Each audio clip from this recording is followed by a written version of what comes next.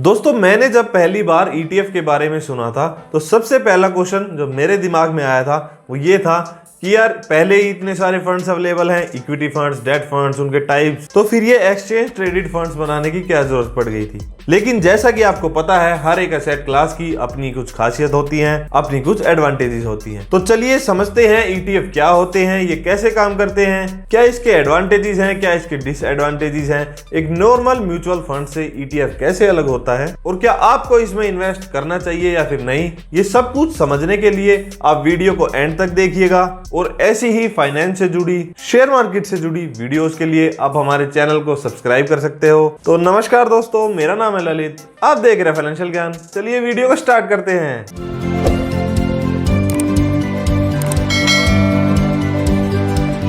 तो दोस्तों सबसे पहले तो समझते हैं कि ये ETF होता क्या है।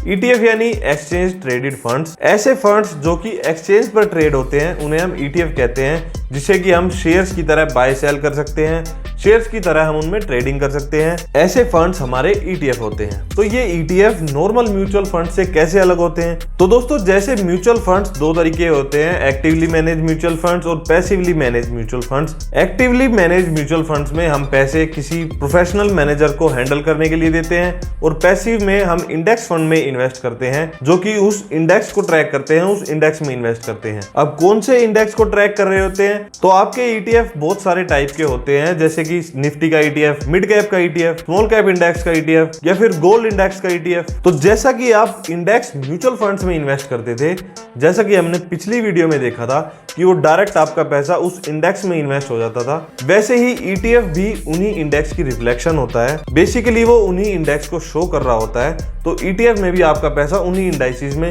निफ्टी में, गोल्ड में, जिसमें भी आप लगाते हो उसमें इन्वेस्ट हो जाता है। लेकिन बात यह आती है कि जब हम इंडेक्स म्यूचुअल फंड्स में उन्हीं इंडेक्स में इन्वेस्ट कर रहे होते हैं तो ETF की हमें क्या जरूरत थी? तो दोस्तों जब आप इंडेक्स म्यूचुअल फंड में इन्वेस्ट करते हो तो म्यूचुअल फंड को आप AMC के थ्रू बाय करते हो और ETF को आप डायरेक्ट एक्सचेंज से बाय करते हो शेयर्स की तरह। इसको और अच्छे से समझने के लिए, तो जैसे कि मैं जीरोधा में जब शेयर्स बाय करता हूं तो वो काई टैब के थ्रू करता हूं। NSE BSE पे जो ट्रेड शेयर होते हैं वो हम वहां से बाय करते हैं। लेकिन जब म्यूचुअल फंड्स हम बाय करते हैं वो कोइन ऐप के थ्रू करते हैं और वो कोइन ऐप फर्दर AMC में रिक्वेस्ट डालता है कि हमारे 500 रुपए या 1000 रुपए इस फंड में इन्वेस्ट कर दो और फिर वो मैनेजर फर्दर मार्केट से उन शेयर्स को बाय कर लेता है जिनमें हम इन्वेस्ट करते हैं। लेकिन जब हम म्यूचुअल फंड में पैसे डालते हैं तो उसमें एक ट्रैकिंग एरर आ जाता है। अब ये ट्रैकिंग एरर क्या है? जैसे कि आपने म्यूचुअल फंड के कट ऑफ टाइमिंग्स देखे होंगे, तो म्यूचुअल फंड की जो NAV होती है, जैसे 1 बजे के बाद अगर आप इन्वेस्ट करते हो तो आपको नेक्स्ट डे की NAV मिलती है,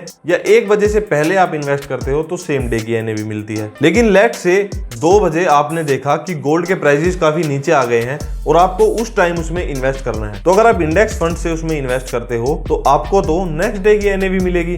हो सकता है नेक्स्ट डे उस चीज के प्राइसेस बढ़ जाएं, तो आपके हाथ से तो अपॉर्चुनिटी चली जाएगी। लेकिन ETF जो कि मार्केट पे ट्रेड हो रहा होता है शेयर्स की तरह, तो जैसे इंडेक्स का प्राइस ऊपर नीचे होता है, सेम टाइम पे ETF का प्राइस भी उसी प्रोपोर्शन में ऊपर नीचे हो रहा होता है, तो आप उसको उसी टाइम वहां से बाय कर सकते हो। इस प्रॉब्लम को सोल्व करता है ETF। अब दोस्तों एक क्वेश्चन आपके दिमाग में जरूर आ रहा होगा कि ETF अगर एक्सचेंज पे ट्रेड होता है तो जैसे ज्यादा डिमांड आ गई तो हो सकता है ETF के प्राइसेस बढ़ जाएं, उसकी अंडरलाइंग एसेट जो है उससे ज्यादा उसके प्राइसेस हो जाएं, क्योंकि एक्सचेंज पर तो मेनली डिमांड से ही प्राइस की फ्लक्चुएशन होती है। तो इस प्रॉब्लम को सोल्व करने के लिए ETFs में एक स्पेशलिस्ट अपॉइंट किया जाता है ताकि वो शेयर्स को बाय सेल करके प्राइस को मैनेज कर सके और ETF का सेम प्राइस रख सके जो कि उस इंडेक्स का प्राइस चल रहा है, जिससे कि ETF की जो भी अंडरलाइंग एसेट है, जैसे निफ्टी है या गोल्ड है, जो उसका प्राइस उस टाइम चल रहा होगा वही प्राइस आपको ETF में देखने को मिलता है। तो दोस्तों अब बात करते हैं कि ETFs के क्या पॉजिटिव फैक्टर्स हैं और क्या उसके नेगेटिव फैक्टर्स हैं। तो दोस्तों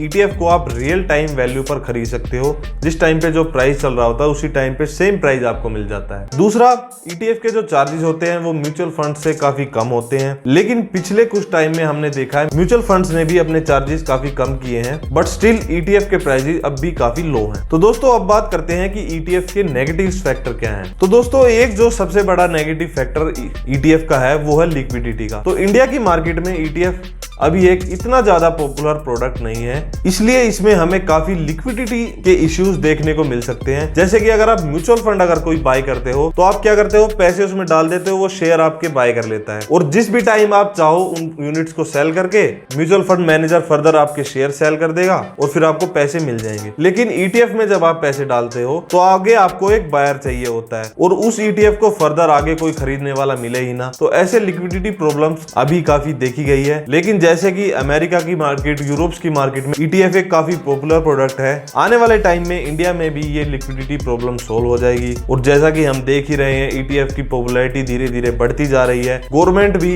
इसमें इन्वेस्ट कर रही है, गवर्नमेंट के ईपीएफओ का पैसा भी ईटीएफ में इन्वेस्ट होता है। दूसरी जो प्रॉब्लम काफी लोग बताते हैं, म्यूचुअल फंड्स में तो हमारे पैसे एसआईपी के थ्रू इन्वेस्ट होते रहते हैं और उसमें हम देखते भी नहीं, काफी एंड में जाके हमारा जो अमाउंट बनता है उससे हम निकाल लेते हैं। लेकिन ईटीएफ क्योंकि एक शेयर की तरह ट्रेड होता है, उसका प्राइस आपको हर वक्त दिखता रहता है ऊपर नीचे होता हुआ, वो आपके डीमैट अकाउंट में होता है, तो हो सकता है कि कभी उस ईटीएफ की वैल्यू गिर जाए या बढ़ जाए तो आप उसको बाय सेल कर दो। तो ये रीजन भी काफी लोग बताते हैं कि हम म्यूचुअल फंड को ज्यादा प्रेफर करते हैं एज कम्पेयर टू ईटीएफ। लेकिन दोस्तों, जैसा कि आपको पता है, हर एक एसेट क्लास की अपनी कुछ एडवांटेजेस होती हैं, अपनी कुछ डिसएडवांटेजेस होती हैं। जैसे कि हम किसी ओल्ड एज पर्सन को एक इक्विटी फंड नहीं प्रेफर कर सकते क्योंकि उसमें रिस्क ज्यादा होता है। वैसे ही हम किसी यंग पर्सन को एक डेट फंड प्रेफर नहीं कर सकते क्योंकि उसके पास एक लंबा टाइम पीरियड है इन्वेस्ट करने का। वैसे ही हमें अपनी सिचुएशन के हिसाब से, अपने टाइम होराइजन के हिसाब से, अपनी कॉस्ट के हिसाब से देखकर ही सिलेक्ट करना पड़ता है कि हमें किस एसेट क्लास में इन्वेस्ट करना चाहिए।